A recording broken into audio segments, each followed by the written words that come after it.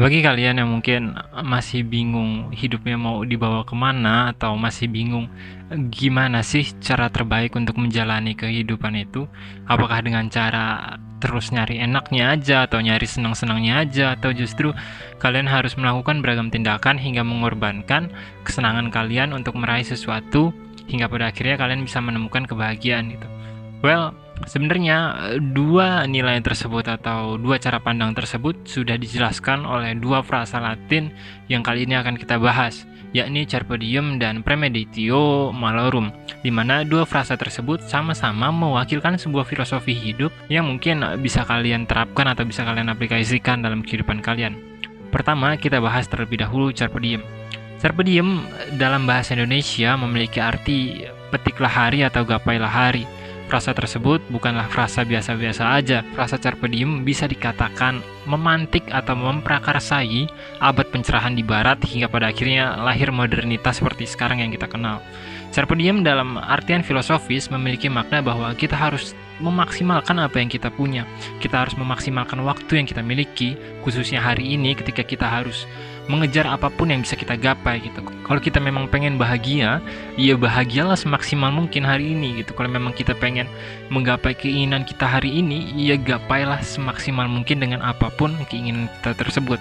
Hal tersebutlah yang menjadi poin utama dari carpe diem. Carpe diem menginginkan kita untuk melupakan hal-hal negatif di masa depan gitu. Kenapa? Karena mau kita pikirin seberat apapun, yang namanya rasa sakit atau penderitaan di masa depan itu ya pasti ada gitu. Dan carpe diem nggak mau kita terlalu berpikir terhadap hal tersebut gitu.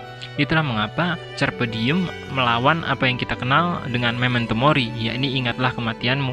Carpe diem ingin kita ya fokus aja dengan hidup kita gitu. Fokus aja untuk bahagia, fokus aja untuk memaksimalkan apa yang kita punya, fokus aja untuk mengejar nilai-nilai yang dapat membuat diri kita senang sebagai manusia, yang nantinya akan berdampak positif bagi diri kita. Itulah mengapa carpe diem lebih mementingkan kebahagiaan-kebahagiaan yang dapat kita temukan di hari ini dibandingkan menumpuk sedikit demi sedikit penderitaan hingga pada akhirnya kita dapat menemukan kebahagiaan yang lebih besar di kemudian hari. Carpe diem menolak hal tersebut. Kenapa?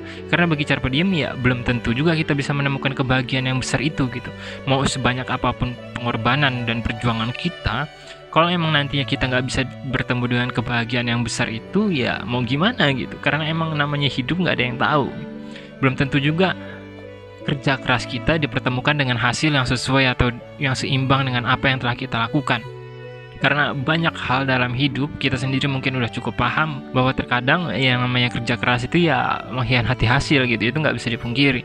Nah, carpe diem melihat hal tersebut untuk kemudian ya udah fokus aja yang bisa kalian lakuin, fokus aja yang bisa kalian katakanlah bentuk sedemikian rupa hingga pada akhirnya ya kalian sendiri yang nantinya bahagia, kalian sendiri yang dapat menemukan nilai-nilai dalam kehidupan kalian sehari-hari. Sementara itu, lawan dari carpe diem yakni premeditatio malorum mengajarkan sebaliknya, yakni kita harus melupakan kebahagiaan-kebahagiaan kecil kita yang mungkin ingin kita gapai setiap hari demi kebahagiaan yang lebih besar di kemudian hari. Premeditatio malorum sendiri jika diartikan dalam bahasa Indonesia secara kasar mungkin dapat disandingkan dengan kata persiapan untuk nilai-nilai negatif atau nilai-nilai penderitaan yang mungkin dapat kita temukan di kehidupan yang akan datang atau di masa depan gitu.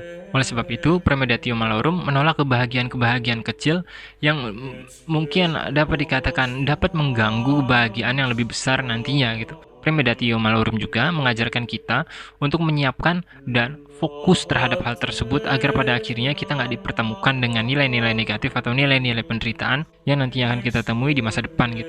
Karena bagi premeditatio malorum ya yang namanya penderitaan dalam kehidupan manusia itu ya pasti ada gitu. Yang namanya penderitaan nggak mungkin bisa lepas dalam kehidupan manusia. Oleh sebab itu, alih-alih kita menolak atau hanya fokus dalam kebahagiaan-kebahagiaan kecil hingga pada akhirnya melupakan penderitaan yang akan datang, ya lebih baik kita menyiapkan hal tersebut gitu. Lebih baik kita menyiapkan diri kita baik secara fisik maupun mental untuk dipertemukan dengan penderitaan-penderitaan yang akan kita temui di kehidupan nanti gitu, di masa depan. Dua frasa tersebut sebenarnya memiliki filosofinya tersendiri dalam artian nggak ada salahnya kalian mau milih frasa yang mana atau kalian mau milih kalimat yang mana. Toh kalian sendiri yang bakal nanti nerima konsekuensinya tersendiri gitu. Tapi juga kalian harus paham bahwa yang namanya sebuah nilai positif dalam sebuah filosofi pasti ada nilai negatifnya tersendiri gitu. Seperti carpe diem yang sebelumnya telah kita bahas tadi pasti memiliki sisi negatifnya tersendiri. Seperti apa? Ya, seperti kehidupan hedonistik yang kita kenal dalam kehidupan modern saat ini, di mana manusia hanya fokus terhadap kebahagiaannya sendiri hingga merupakan tanggung jawab sosial, tanggung jawab moral, dan lain-lain. Di sisi lain, Premeditatio Malorum pun memiliki nilai negatifnya tersendiri gitu. Ketika seseorang katakanlah terlalu fokus menyiapkan dirinya atau terlalu fokus untuk menghindari masa depan yang dianggapnya akan dipertemukan dengan nilai-nilai negatif atau nilai-nilai penderitaan, pada akhirnya dirinya justru gagal menikmati hari ini gitu. Pada akhirnya dirinya justru gagal memaksimalkan poin-poin yang sebenarnya bisa dirinya genggam atau bisa dirinya kelola sedemikian rupa hingga pada akhirnya bisa memberi dirinya kebahagiaan atau ketenangan hari ini. Dirinya terlalu fokus terhadap masa depan hingga pada akhirnya ya hal-hal yang mungkin akan ditinggalkan oleh waktu atau hal-hal yang mungkin sebenarnya bisa dinikmati hari ini oleh dirinya justru gagal disadari dan terlupakan gitu. Sekian, Kausal Tersangning, sampai jumpa.